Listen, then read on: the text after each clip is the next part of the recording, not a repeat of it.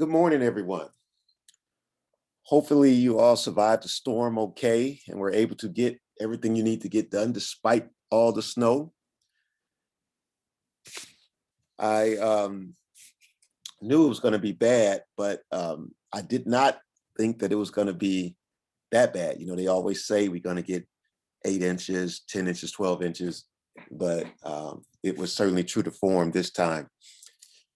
So luckily, I don't have to come to campus today because I am all snowed in still. At least the roads are really bad coming into the city. But anyhow, we left off our last conversation talking about functionalist theory, and I want to jump right in because we have a full agenda today. And again, I'm experimenting with this format, so please provide any feedback you have regarding if you like this or you want to try something different. I'm open again to suggestions to make the experience better for everyone. So with regard to conflict theory, I have attached a video similar to the video that we viewed watching structural functionalism. This video of conflict theory is in a similar format, and I included it just to wrap up our conversation about structural conflict theory. The video will certainly fill in a lot of the gaps that I might have missed, give you a bit more detail and nuance about the theory. So please view and go back and view it again. I will also include a video on symbolic interactionism, the theory that we're going to discuss, our final theory of the 3 major theories. Recall those 3 major theories are structural functionalism, structural conflict theory, and symbolic interaction theory. And so those will round out the conversation about the major theoretical paradigms within sociology. In addition to those videos, I have included or will be including or uploading 3 videos on Max Weber, Karl Marx, and Emily Durkheim, just to, again, to give you a second look at those theorists, fill in a lot of the gaps that I might have left out. And it will also be a great resource for you for preparation, not only for the exam, but just give you greater clarity as we discuss the various subjects as we come back to conflict theory, to the theoretical perspectives of Durkheim, Max Weber, and Karl Marx. So with that said, I will start the video on conflict theory now so that you can view it. And if you have any questions, you can either put them in the chat or just send me an email or, talk to me after class. Conflict theory is a way of studying society that focuses on the inequalities of different groups in a society. It is based on the ideas of Karl Marx from the 19th century, who believed a society evolved through several stages, the most important of which were feudalism, capitalism, and finally socialism. 19th century Europe was a capitalist society, where the rich upper class, called the bourgeoisie, were a minority of the population, and the poor lower class, called the proletariat, were the majority. Now you might think that the majority would have more sway over the society, but it was actually the bourgeoisie that had the power. They owned the factories that produced everything people needed, and they sold what they produced to earn a living. The proletariat only had their labor to sell to make a living, and they were dependent on the factory owners to get paid. But this wasn't just a one-sided dependence. The factory owners were also dependent on the workers to work in the factories, though they would never admit it because they would lose some of their power. There was a significant economic inequality between the factory owners and the workers. It was this economic inequality that Marx believed would fuel a change in society. As the working class realized they were being exploited, they would unite to create a class consciousness. This class consciousness is kind of like getting everyone on the same wavelength so they can be stronger and overthrow the capitalist status quo. Marx created a model which proposed that a society where one group exploited another group economically would actually contain the seeds of its own destruction. The existing generally accepted state, or thesis, of a society would cause the formation of a reaction, or antithesis, that opposed the accepted state. In a capitalist society, the accepted thesis was that the bourgeoisie ran the factories, while the working class provided the labor. The desire of the working class to change the way things were was the antithesis. The thesis and antithesis can't exist together peacefully. One side is quite happy with the status quo and wants to leave things the way they are. The other side is looking for change because they really aren't so happy with the current state of things. The struggle between the two sides would eventually lead to a compromise, or a synthesis of the two, resolving the tension between them by creating a new state. Perhaps the synthesis here is that members of the working class begin to take on managerial positions. The few workers who become managers might create a new middle class that has even more power than the factory owners themselves. This synthesis of thesis and antithesis would eventually become a new thesis in its own right, and begin the process of creating its opposite once again. Perhaps the new middle class has become so powerful that the factory owners begin to feel threatened. The middle class is quite happy with their newfound status, but the bourgeoisie doesn't want to share. The strong influence of the middle class over everyone else has become the new thesis, and the bourgeoisie wants that to change, creating an antithesis. But maybe the bourgeoisie doesn't feel threatened, and instead, the workers are resentful of their former friends and their new power.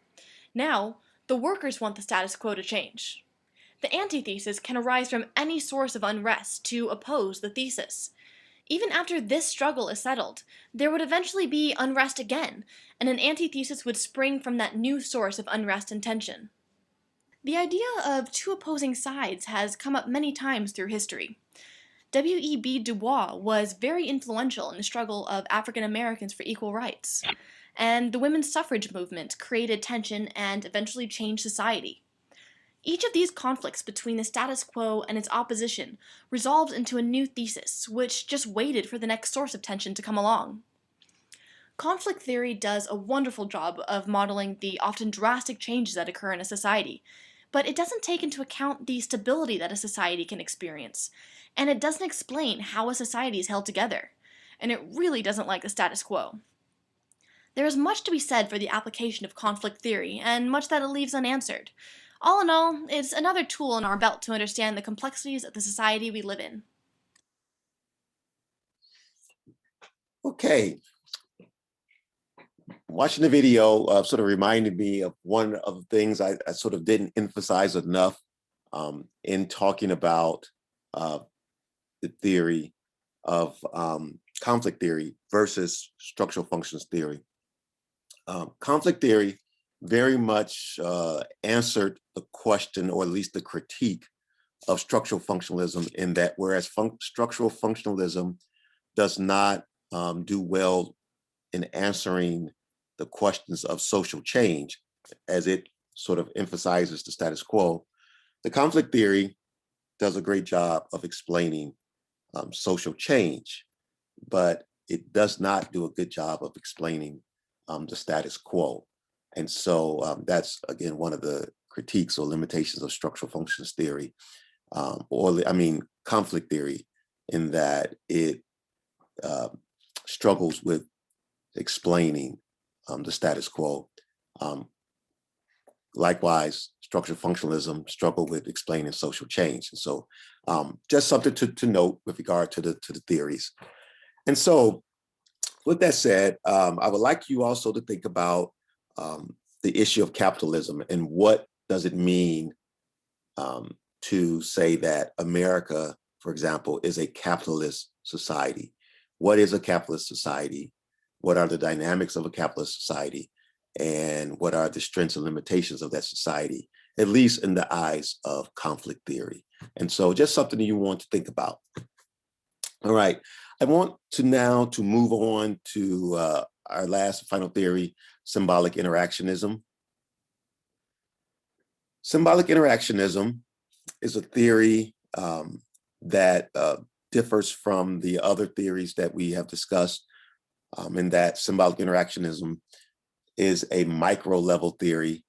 And by micro level theory, it attempts to explain the workings of society from the standpoint of the micro, of the individual, which differs from the other theories, which were macro level theories, which attempted to explain the workings of society from those broader structural paradigms or entities, such as our social structure, culture, and values, and those sort of broader realities. Whereas symbolic interaction theory is much more concerned with the individual and the way in which individuals interact to explain society.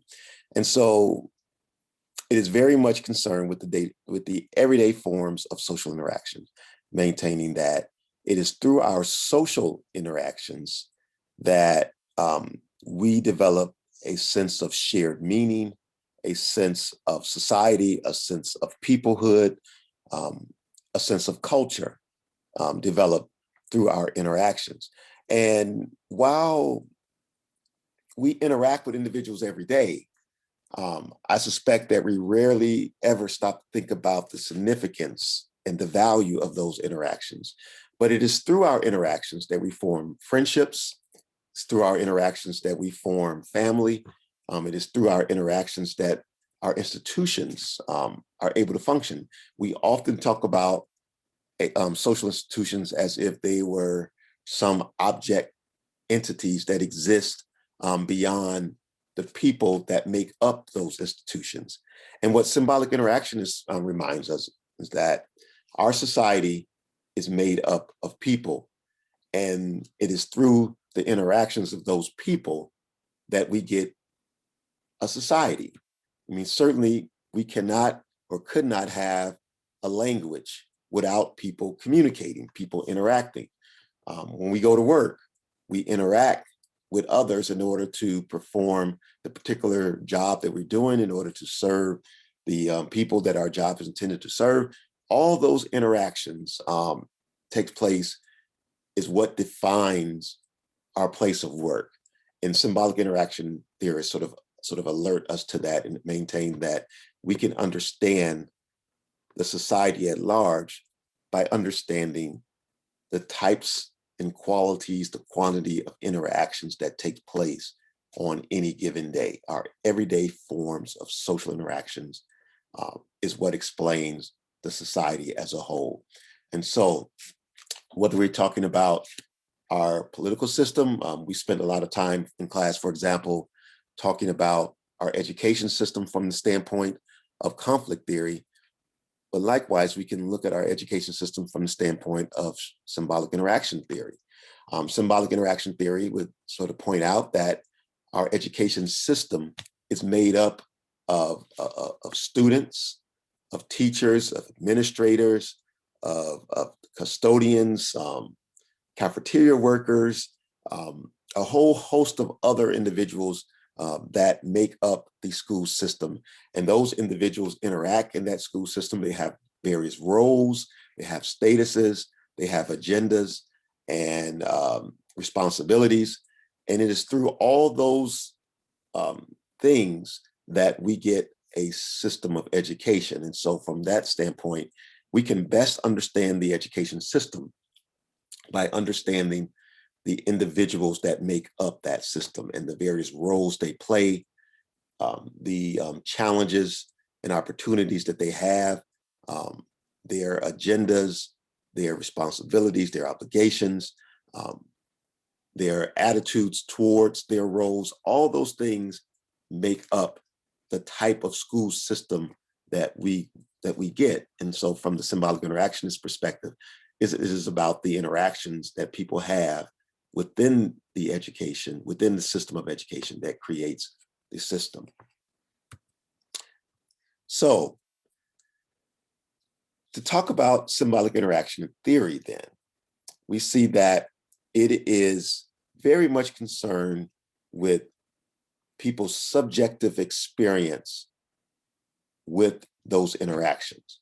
Again, it's a micro level theory that focus on how people perceive those interactions. So it's not just the interactions themselves, but it's people's subjective understanding and interpretations of those interactions, or those relationships rather, that make up the society at large. And so by highlighting the subjective interpretations that people have of the interactions that with others, we sort of can see the importance of cultural symbols. And so without a shared meaning, a shared understanding of those cultural symbols, we know that interactions could not take place, and that in order to successfully interact with someone, you have to have a sense of a shared language. You have to speak the same language in order to understand one another. You have to not only have a strong sense of the verbal communications that's taking place, but those nonverbal cues that are also so important to our social interactions and our language communication. And so within a given culture, there are going to be certain cultural cues, certain nonverbal cues, and certain body language that is understood within the culture. And from this standpoint, to the extent that individuals within the same society have the same shared understanding of language, of both verbal and nonverbal, have the same shared understanding of culture, of values, responsibility, of our institutions, and all those things, then we get a society. If we take, for example, money. Money is a currency, is our currency. But if we think about it in its most basic form, money is merely pieces of paper and coins, pieces of paper and coins. But it's the meaning that we attach to that paper, to those coins, that make it relevant. And to the extent that we all have a shared meaning or understanding of what that paper mean and what those coins mean, they have value. But symbolic interaction is sort of point out that those things have value because we give it value. And not only do we give it value, but we all have an understanding of what that value is. And so it is that that makes money so important, and a consistent means of exchange. To the extent that there are groups of individuals that come to devalue the dollar, devalue our currency, then we know then that that will make these sort of some interactions very challenging, because how then do the interaction, let's just say in your local Walmart, your local grocery store, take place if an individual don't have a shared understanding of what the currency is, as well as the nature of the exchange? And so from the standpoint of the symbolic interactions, again, it is that shared understanding, the meanings that we attach to the cultural artifacts, to the interactions, to the exchanges that make the society function.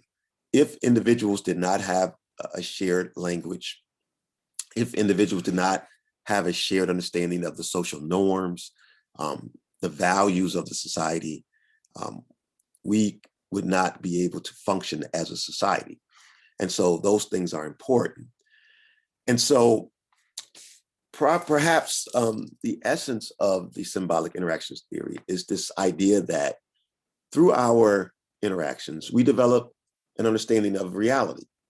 And what the function, what symbolic interaction is sort of asserting here is that reality is created through our interactions with other people.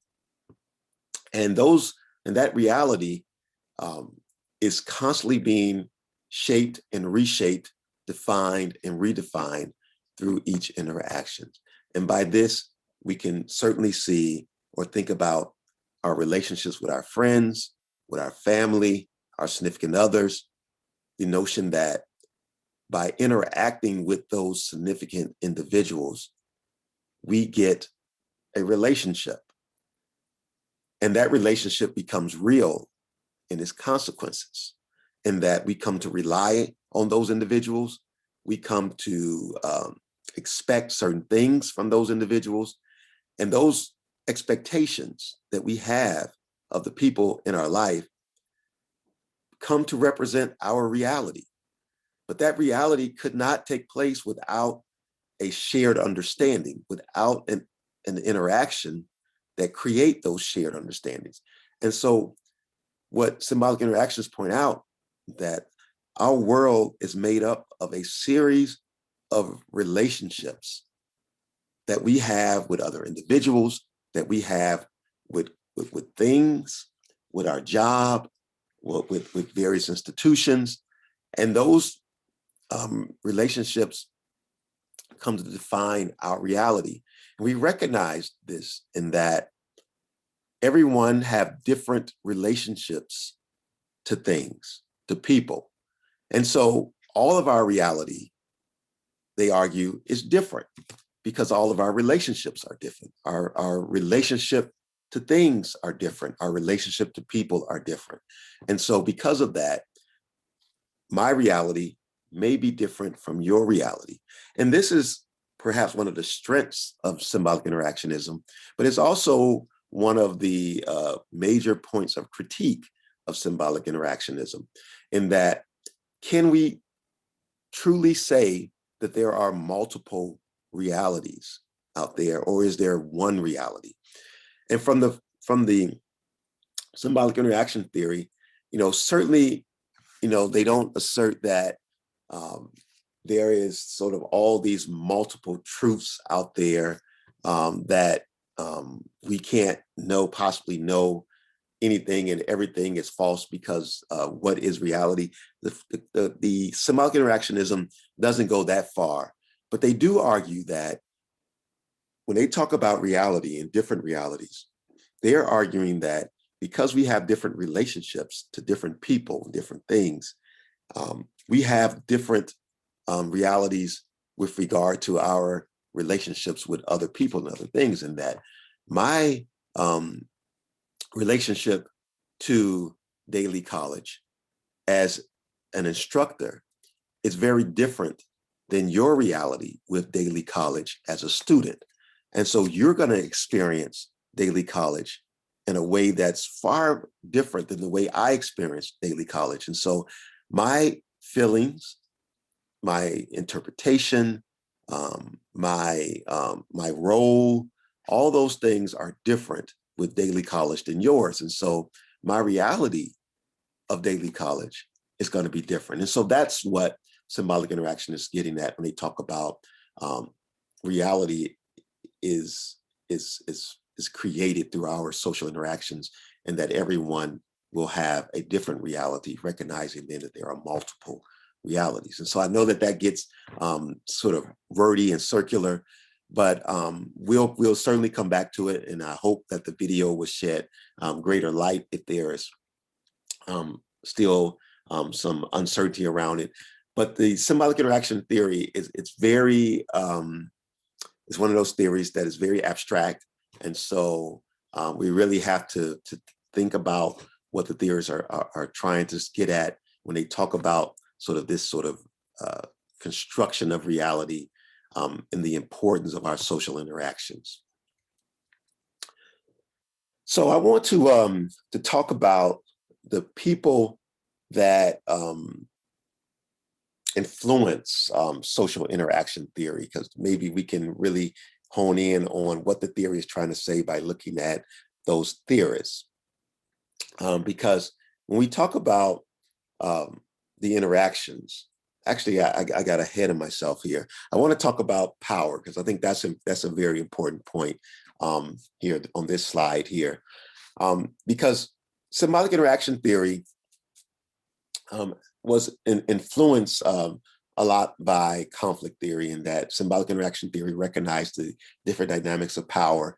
And unlike the conflict theory, which trace those dynamics to capitalism and the sort of the unequal distribution of society's most valued resources, symbolic interaction theory also recognized the inequalities that exist in our society, but they argue that those inequalities that conflict theory sort of recognize or acknowledge often creates these inequalities that sort of bleed over into our interpersonal lives. And so they are more focused on the inequality at the micro level, maintaining that people have different accesses to power and influence. And people with more power and influence often have the power to also influence and interpret reality for other people. And so the power inequities that symbolic interactionists find most important is not so much those economic and political and social or macro inequities, but the micro inequities, the power within relationships, that we know that within relationships, there are power dynamics, that some people tend to yield and wield much more power in a relationship than other people. Some people in our society have more power than other people. And oftentimes that power is used to define and interpret reality, and that people with more power have the capacity or ability to influence or interpret reality for other people. Now, what does that mean? And how does that play out? Well, when we talk about our relationships and our relationship to culture, for example, how, we all have a social identity, be it our gender identity, our class identity, our race, ethnic identity, our identity that's associated with our age groups, where we live, all those things. But what symbolic interactionists point out is that how we come to experience the realities of those identities are often shaped by people with more power. They get to define what it means to be young versus old, what it means to be Black versus white versus Latino, what it means to be an educated person versus a non-educated person. Those individuals with the power gets to define that. Those individuals often control our media outlets. They can control, hence they control the information that we consume.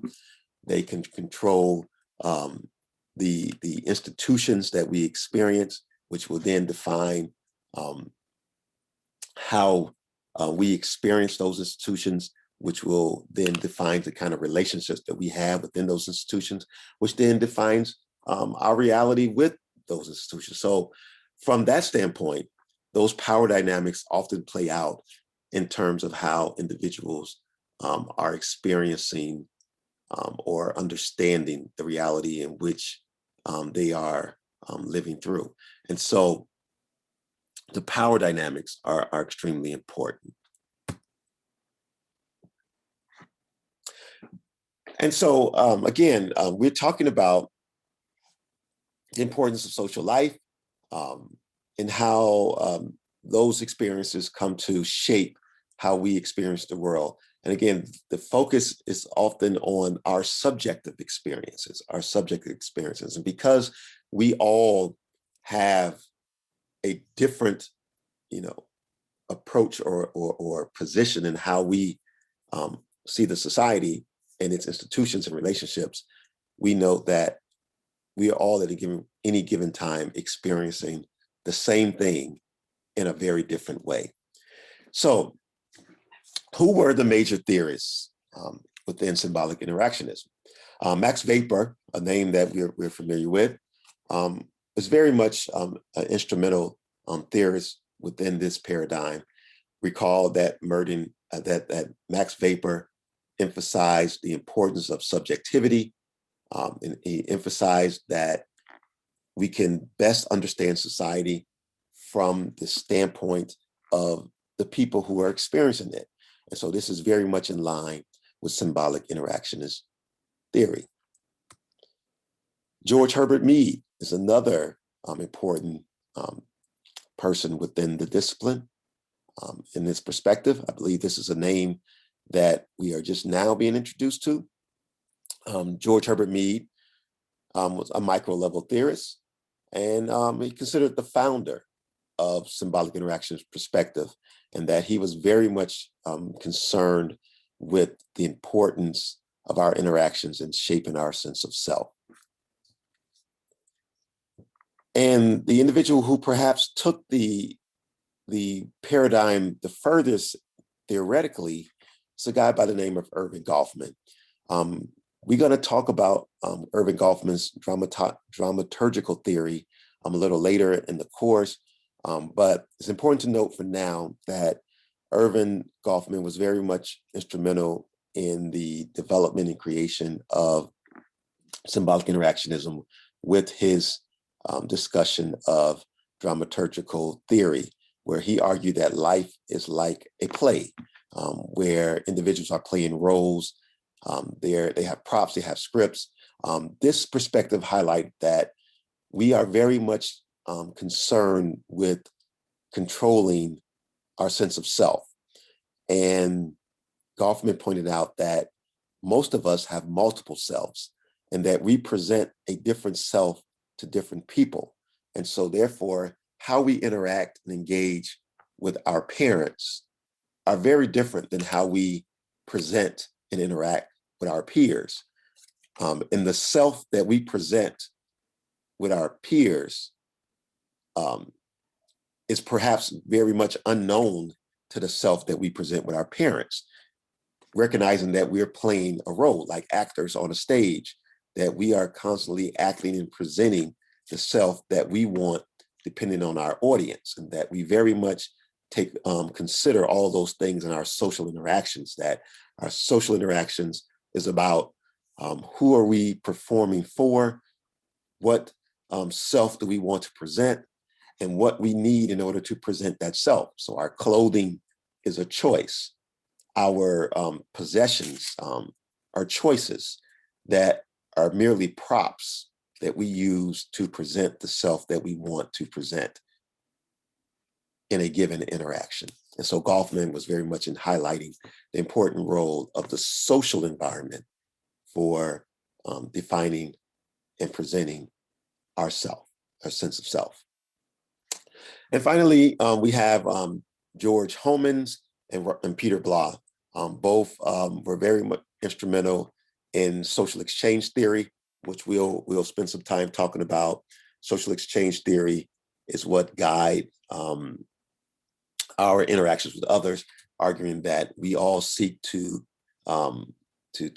engage in social interactions that are beneficial to ourselves, and sort of avoid interactions that will lead to pain and loss. And so our interactions are rational. We make irrational choices where we attempt to maximize our gains and minimize our losses in our interactions. And so, again, we'll go into further depth about Homans and Peter Blah's theory. So that's our sort of symbolic interaction theories in a nutshell. I want to stop here to show the video, which will again fill in a lot of the gaps that I might have missed, and to give you a more nuanced sort of understanding and appreciation for symbolic interaction theory. So I will get this started. Symbolic interactionism takes a small-scale view of society. It focuses on the small-scale perspective of the interactions between individuals, like when you hang out with a friend, instead of looking at large-scale structures like education or law. By looking at the small scale, symbolic interactionism explains the individual in a society and their interactions with others, and through that, it can explain social order and change. The theory was compiled from the teachings of George Herbert Mead in the early 20th century.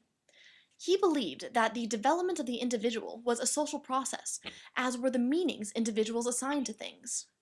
People change based on their interactions with objects, events, ideas, other people, and they assign meaning to things in order to decide how to act. For example, if I had sat under the shade of trees all my life and I was on a long walk today and spotted a big tree, I might want to sit under it. The tree means shade on a hot day to me. Herbert Bloomer continued Mead's work and actually coined the term symbolic interactionism to describe this theory of society. He proposed three tenets to explain symbolic interactionism. Let's say I do decide to sit under that tree on my long walk today. I step off the path and sit down and lean back against the trunk. Bloomer's first tenet was that we act based on the meaning we have given something. I consider the tree as a place to rest, so I'll go lean against it. As I'm sitting there, another person stops to warn me that all trees are infested with ants. Bloomer's second tenet was that we give meaning to things based on our social interactions. The same thing can have a different meaning for different people. For the person talking to me, the tree is a breeding ground for creepy crawlies, and they are going to avoid it. But I'm quite happy with my seat in the shade, and I haven't been bothered by any ants, so I'm content just to sit. We have different views of the tree, and so we act differently. As I'm sitting there talking to this lovely person, I feel something tickle my shoulder, and suddenly I jump up as something bites my back. Turns out the tree was infested with ants. Now that I have been bitten under a tree, I might not sit under the next one I find because it might also be infested with ants. Bloomer's third tenet was that the meaning we give something is not permanent. It can change due to everyday life. The meaning I give to trees has changed after my interaction with the infested tree. A big tree now means shade on a hot day with a potential for getting bit. So let's sum up the three central ideas of symbolic interactionism. They are that action depends on meaning, that different people assign different meanings to things, and that the meaning of something can change. But there are some criticisms to symbolic interactionism as a theory, because it doesn't ask the same questions as the large-scale sociology theories do. It is sometimes considered as supplemental rather than a full theory, because it is restricted to studying small interactions between individuals.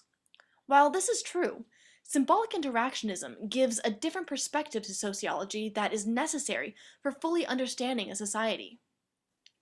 It is capable of explaining how aspects of society can change as they are created and recreated by social interactions. It examines society on a small scale and gives the individual the same importance as the society as a whole, and is a necessary view when studying a society.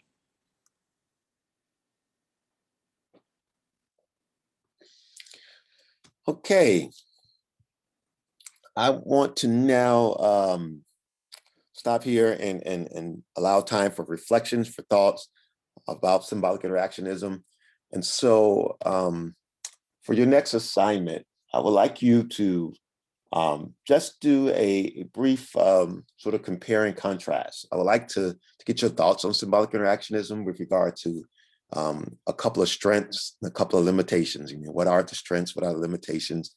Um, I would like you, now that we have been exposed to all three theories, I would like you to also just write in a paragraph or two, which of the theories do you think is most relevant for understanding society today as you understand society? And so, yeah, if you can just write a brief 1 to 2 page paper on the strengths and limitations of structural functionalism, not structural functionalism, of of symbolic interaction theory and conflict theory, strengths and limitations, conflict, and symbolic interaction theory. And also, of the three theories, which one do you think is most relevant for understanding the society today? So that would be our task. I hope that and you enjoy the rest of your day. That's all I have for now. Thank you.